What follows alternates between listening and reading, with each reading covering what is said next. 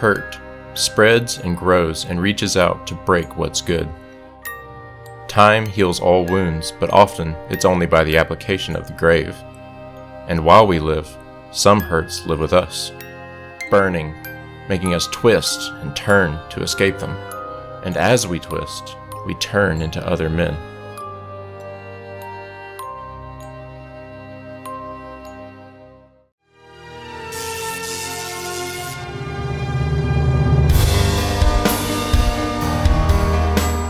Hey everybody, welcome to my channel. This is Fantasy Talk. My name is Chase, and this morning I am very hungover, so if y'all just bear with me here.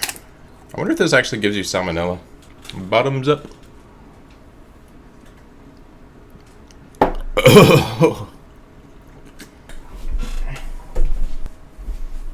Although I am not at 100%, I could not wait any longer to just really dive in and talk about the final book in the Broken Empire Trilogy, which is of course Emperor of Thorns. So if you're new to this series and you just accidentally clicked on this video not knowing what it was, this is actually the third book in the Broken Empire Trilogy. So I actually already have two reviews, the spoiler-free Prince of Thorns review and then also a mostly spoiler King of Thorns review. You can go ahead and check those out if you'd like to, but basically this entire video is going to be a fully spoiler review of the last book, Emperor of Thorns.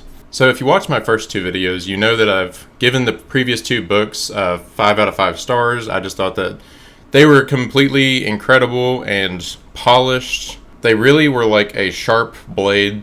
You know, somebody else has said that they are like a razor. That's a really apt metaphor. No wasted page time. Everything just really cuts at the heart of what it's trying to get at.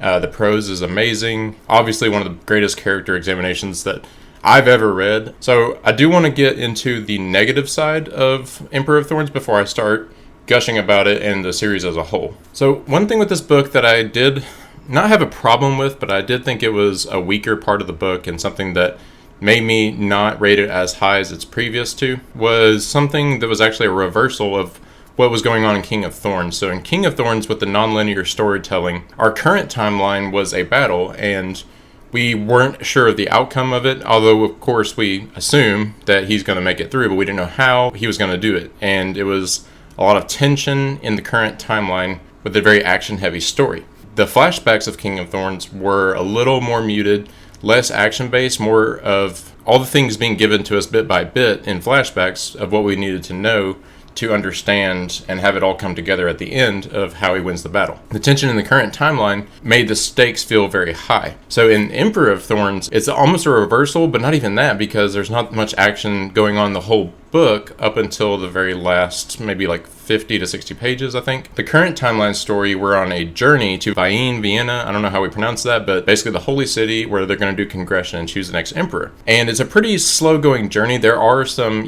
big events and horrible things. I mean, it's almost like a horror story at a lot of different times with the Lichkin. I hope I'm saying that right too. It feels much more of like an introspective story on Jorg and just all of the different things that he's thinking about on his way to Congression with his child, his wife, Catherine, obviously Cello when she shows up. There's not a lot of stakes there until we get to the city, but it takes us almost the entire book to get there. Our flashback moments are another journey, which I'm not by any means saying it's not fun to read or enjoyable, but there wasn't that same balancing of tension that there was in King of Thorns. Another thing that I thought could have been done a little bit better or just fell a little flat for me was the Dead King and William reveal. I don't know if all of you had it figured out way ahead of time like I did from the first time that Chella actually talked to the Dead King. And if y'all did, then that's kind of like makes my point here, where when you get to that last scene in Vienna when they're in Congression and they're confronting each other, it was treated as this big reveal, but I feel like it was so heavily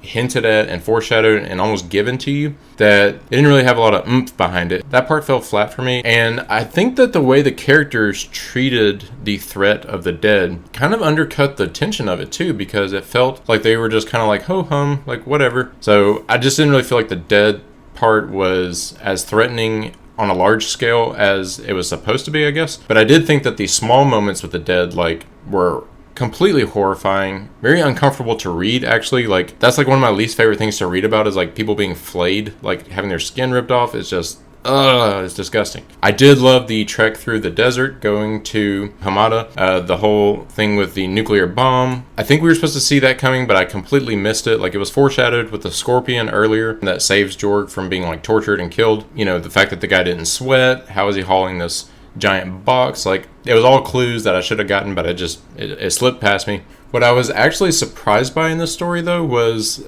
you know, I said that I wanted to see Jorg be redeemed in my King of Thorns review. And he kind of is, and it's really perfect, actually. It's what I wanted, but didn't think I was going to get. I thought that we were going to get like a much more wholesome, actually like more pure good Jorg at the end of it, and I actually did not think that he was going to be dead at the end of it. So I was pleasantly surprised to find that he is still as gray as ever. He still commits many murders that are definitely questionable ethically and morally, but at the end of the day, he is not playing any games anymore, as he has said, and he has a goal, which is protect his son, become emperor, basically save the world. And if you're going to stand in his way, it's kind of shame on you at this point, because everybody knows his reputation. I did think that the balance between him being a good character versus having all of his old flaws, and basically saying like, hey, we don't change that much. Like, we change, we learn and grow little by little, but at the end of the day, like, when you have all this stuff in your past that haunts you, you don't just flip and become like a knight in shining armor. Like, you are going to have all the old hurts and pains and things that have made you who you are, and while you can become more mature and you can stop trying to just kill for no reason, he's still going to kill for his reasons. And I really appreciated that Mark didn't just do a whole flip and didn't just make him basically a good character, like a little bit of an anti-hero. He is still very evil, but is the evil we basically need in order to stop this greater evil. And talking about those things in the past, I do want to touch on the great reveal that comes about a quarter into this book, which is that Jorg was actually sexually assaulted by Bishop Murillo.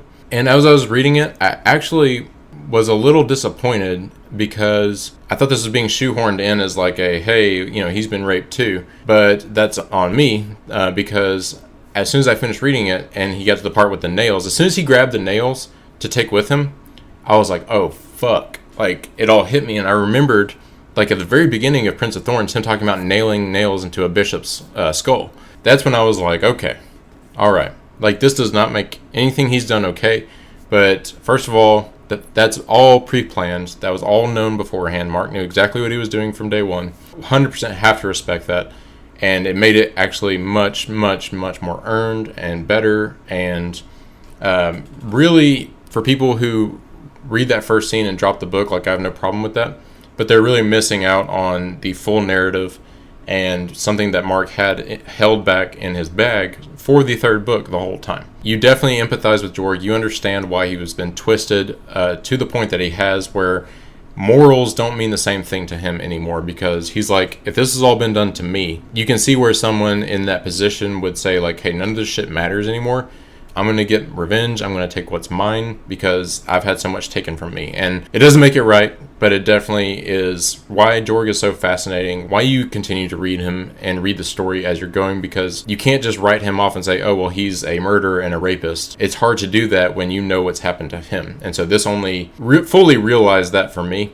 And I thought it was amazing storytelling. I completely understood where he's coming from. It was like a stand up and cheer moment when he's like basically murdering all these people, a lot of them who had nothing to do with it. But you just understood him lashing out in every way. And also we're just horrified by it and sickened by his actions at the same time, which is just a great moment to just sum up the entire series. It's like you understand why he's doing it. You don't approve of him doing it. And you just sympathize and you feel bad for him, and you also are excited that he's able to get his revenge. And it's just this complex, bubbling pot of emotions that it's really hard to disentangle, and that's why I love this story so much. Talking about the full series now, this is definitely catapulted into one of my favorite series of books I have ever read in all my life. I don't know if I'll say it's number one, but it's up there. I mean, from the prose, from the storytelling, I love the nonlinear storytelling in the series. Sometimes it grates on me in other series. I thought it was done so well here, especially in King of Thorns. That was like the crown jewel of the series. I'm so excited to continue forward and read the Red Queen's War series. You know, this series gets a lot of criticism that while I don't think it's unearned, I do think it can be unfair or it can be uninformed if you haven't progressed and actually read all the books. So for people who have read it, you know, I think we have a community here where we're like, hey, we love the series and we want other people to love it too, and to keep going and say, hey, like, if you're just going to write it off at the very beginning, you're really missing out on something really special. And so I know for my part, I will definitely recommend this series to people all over the place, and I really appreciate y'all watching this video. And if you haven't subscribed to the channel, it really motivates me to keep making content. I really get a boost whenever I know that someone else is going to be watching my videos on a consistent basis, and I really appreciate everyone who's watched so far. If you like this video, please give it a like, and y'all have a fantastic day. I will see y'all next time. Peace.